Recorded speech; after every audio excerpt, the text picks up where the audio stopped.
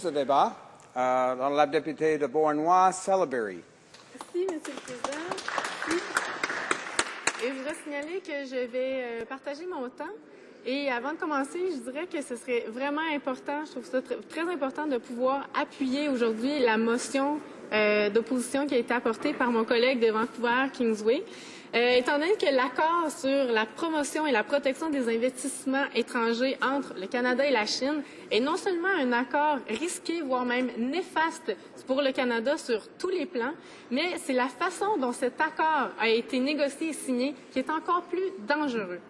Imaginez un gouvernement qui négocie à huis clos, donc en secret, une entente qui liera les mains du gouvernement canadien pour les 30 prochaines années, sans consulter la population, sans l'assentiment des parlementaires parce qu'il n'y a pas eu de débat, sans non plus l'assentiment des provinces, ni même de l'avis des Premières Nations. C'est assez incroyable, mais c'est ce qui est en train d'arriver présentement avec ce que le gouvernement fait avec l'APIE.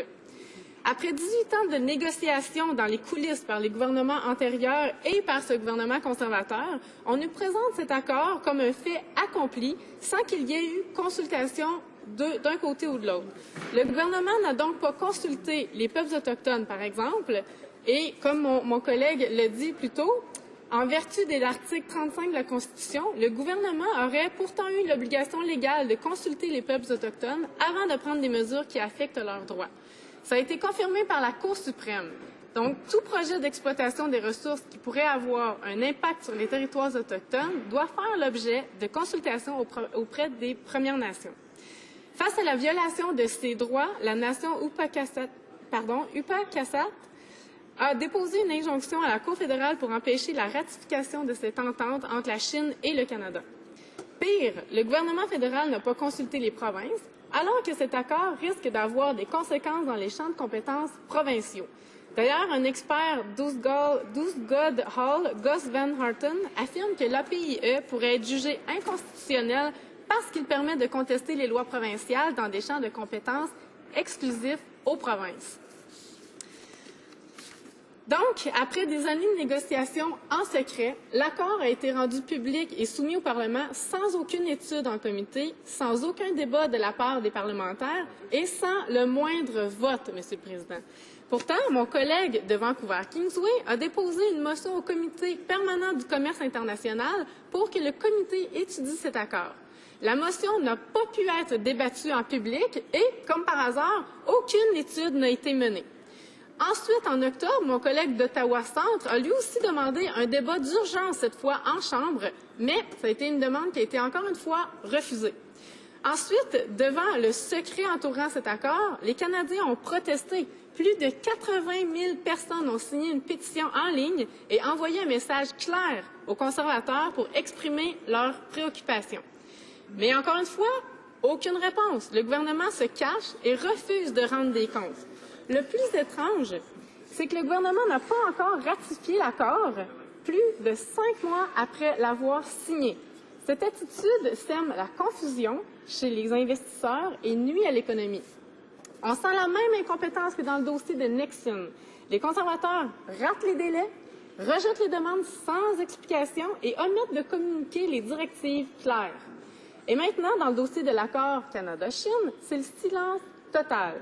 Pourquoi? Le gouvernement est-il en train de se rendre compte qu'il a commis de graves erreurs sur le plan juridique? Par hasard? S'il avait soumis cet accord à la consultation, à l'étude des experts, s'il avait pris le temps, justement, de consulter les Canadiens, il ne se retrouverait probablement pas dans la situation dans laquelle on est plongé aujourd'hui. C'est clair que cette entente, comme elle a été signée, n'est pas du tout avantageuse pour le Canada.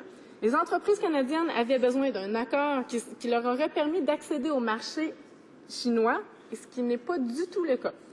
L'accord ne fournit pas d'outils pour contester les barrières protectionnistes et ne protège pas les investissements canadiens qu'une fois qu'ils ont été approuvés et mis en place dans le pays de la Chine. Cette façon de faire est désavantageuse pour notre pays.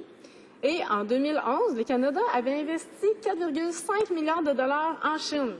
En contrepartie, la Chine, elle, avait investi 11 milliards au Canada. En 2012, c'était près de 22,9 milliards Selon les prévisions du Conference Board du Canada, la Chine pourrait devenir le deuxième investisseur en importance au Canada d'ici 2020. C'est très inquiétant, Monsieur le Président. Il est donc important d'établir les règles claires et de signer un accord qui sera le plus avantageux possible pour le Canada avant que ce soit ratifié.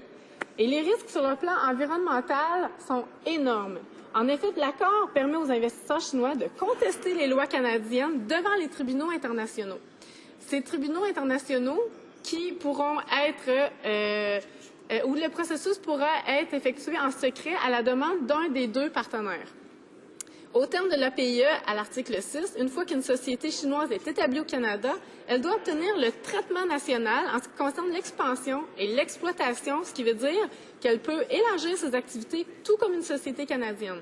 L'APIE accorde aussi aux entreprises chinoises le droit d'exiger une norme minimale de traitement. Ça veut dire que, dans le cas de Sinopec, par exemple, qui a obtenu l'autorisation de prendre le contrôle de Nexen, l'accord fournit à la société d'État chinoise de puissants droits pour étendre sa participation dans le secteur du pétrole et du gaz et de contester les règlements ou les lois qu'elle considère comme un traitement inéquitable. Sachant qu'en 2012, les entreprises chinoises contrôlaient déjà plus de 7 des réserves de sable bitumineux du Canada et que ce taux augmentera, eh bien, cet accord est d'autant plus risqué. Mais ce n'est pas tout, Monsieur le Président. Le traité permet aux sociétés étrangères de poursuivre le gouvernement fédéral si elles considèrent que ces droits sont entravés par nos lois environnementales. Imaginons donc que le gouvernement prenne des mesures pour exploiter les sables bitumineux de façon plus responsable et plus respectueuse de l'environnement à l'avenir. Alors, les entreprises chinoises qui auraient investi dans ce secteur pourraient contester les nouvelles lois environnementales devant un tribunal de l'accord, même si ces lois sont justifiées. Et c'est pas de la fiction, ça, Monsieur le Président. Des tribunaux semblables d'arbitrage, comme celui de l'ALENA, ont déjà tranché en faveur du Canada dans des causes semblables. Par exemple, en 1997, Ethyl Corporation, en Virginie, a contesté une loi canadienne visant à protéger le Canada contre le MMT, un additif toxique contenu dans l'essence. Une autre cause, celle de S.D. Myers de l'Ohio, démontre qu'une compagnie américaine a contesté avec succès une directive du Canada visant à interdire l'exportation de déchets contaminés au BPC.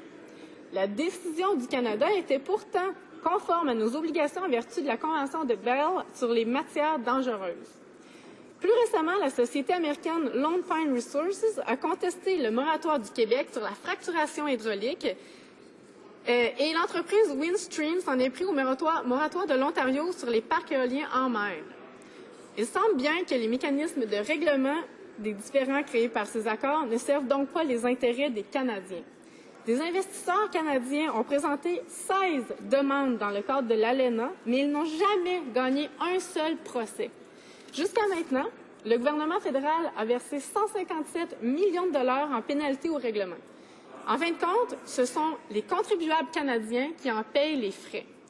Comment pouvons-nous accepter que des entreprises étrangères poursuivent l'État canadien pour contester des lois environnementales justifiées? Est-ce par des tribunaux qui ne seront même pas canadiens, qui ne respecteront pas non plus les règles du droit canadien? Les arbitres de ces tribunaux internationaux sont amovibles. Ils peuvent être payés pour des activités non judiciaires et il n'y a pas de liste préétablie de nomination, ce qui soulève beaucoup de questions quant à l'impartialité de ces juges. Le Canada doit garder le contrôle de ces secteurs névralgiques de son économie comme l'agriculture ou l'énergie. Mais de tels accords sur l'investissement enlèvent ce pouvoir à l'État. Ils donnent tout le pouvoir à des entreprises étrangères.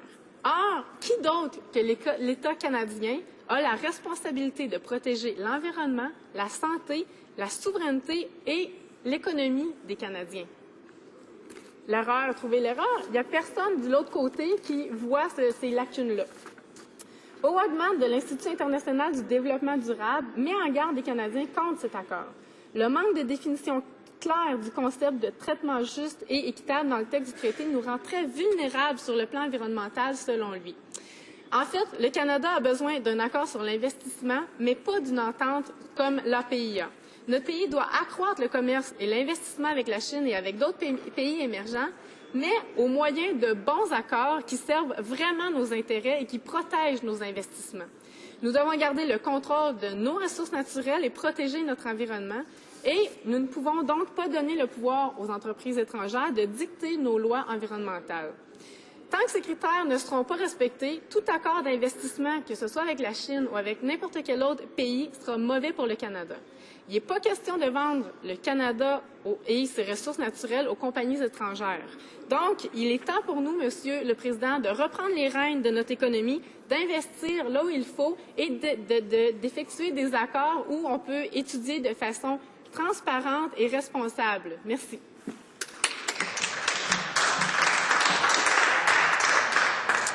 Questions and comments. Questions et commentaires.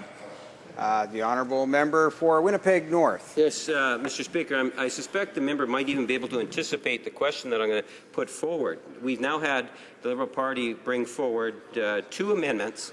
Both amendments were an attempt to try to get the New Democratic Party to recognize the importance of consulting with Canadians. In her speech, she made reference to the provinces, working with the provinces, consulting with the provinces. Other members have made reference to consulting with our First Nations. The motion that the Liberals brought forward would have accommodated that before it was even ratified. So it seems that the motion would have accomplished exactly what it is, in most part, what the NDP were hoping to be able to see happen. My question for the member is, why is the NDP voting against what they actually want to see happen, or do they have a hidden agenda and they don't really want trade agreements, period? La députée de Beauharnois-Salaberry. Merci, Monsieur le Président. Et en fait, je pense que je ne sais pas pourquoi le député continue à poser cette question-là, qui est complètement hors contexte, étant donné qu'il sait très bien que depuis le dépôt de cet accord au Parlement, le NPD a, en fait, le député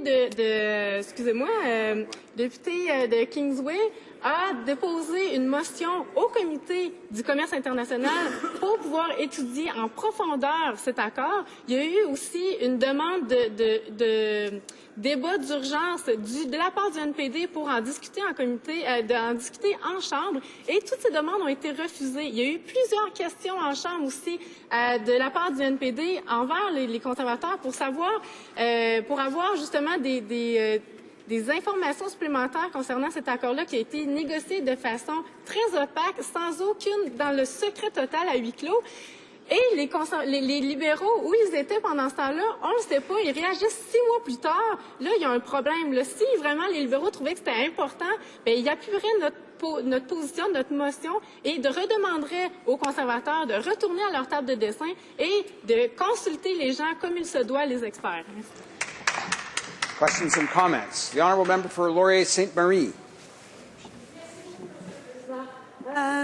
J'aimerais remercier mon honorable collègue pour sa très intéressante présentation qui fait ressortir encore une fois combien il y a de problèmes avec cette entente-là qui a été rédigée en secret puis qui va permettre à des compagnies chinoises, incluant des compagnies d'État, de poursuivre le gouvernement canadien à huis clos devant des tribunaux d'arbitrage qui ont de comptes à rendre à personne. On le sait, c'est un accord qui va nuire à notre capacité de prendre des décisions démocratiques, notamment dans le domaine de l'environnement, et qui va lier non seulement ce gouvernement-ci, mais tous les gouvernements canadiens pendant au moins 30 ans, en plus d'être possiblement anticonstitutionnel. Face à tout ça, Monsieur le Président, j'aimerais demander à ma collègue si elle croit, comme les conservateurs, que tout est beau, tout va bien, si elle croit, comme les libéraux, qu'il faut promener cette entente-là pour voir s'il n'y aurait pas juste une virgule à changer à quelque part, ou si elle croit qu'il faut vraiment la déchirer. Merci beaucoup. La députée de Beauharnois-Salaberry. Merci, Monsieur le Président. Et puis, je remercie ma collègue de Laurier-Sainte-Marie de toute sa sagesse dans cette question. Et effectivement, je suis d'accord avec elle. Il faut absolument faire en sorte que cet accord-là ne soit pas ratifié et qu'on ait réétudié cet accord-là, étant donné qu'il y a tellement de choses qui sont néfastes pour les Canadiens, pour les investisseurs, mais aussi pour l'environnement, pour la santé des Canadiens ici. On sait que les lois environnementales des provinces pourraient être contestées dans des tribunaux internationaux où les juges, on les connaît pas, ils sont pas identifiés à l'avance, et aussi où les processus pourraient être secrets à la demande d'une des deux parties en question. Donc, c'est pas du tout transparent, pas du tout démocratique, et on a besoin d'informations supplémentaires, on a besoin de corriger les lacunes. C'est la raison pour laquelle le député de Vancouver-Kingsway a déposé cette motion aujourd'hui. C'est pour la raison pour laquelle on s'oppose tous à cet accord. Merci. We have about a minute.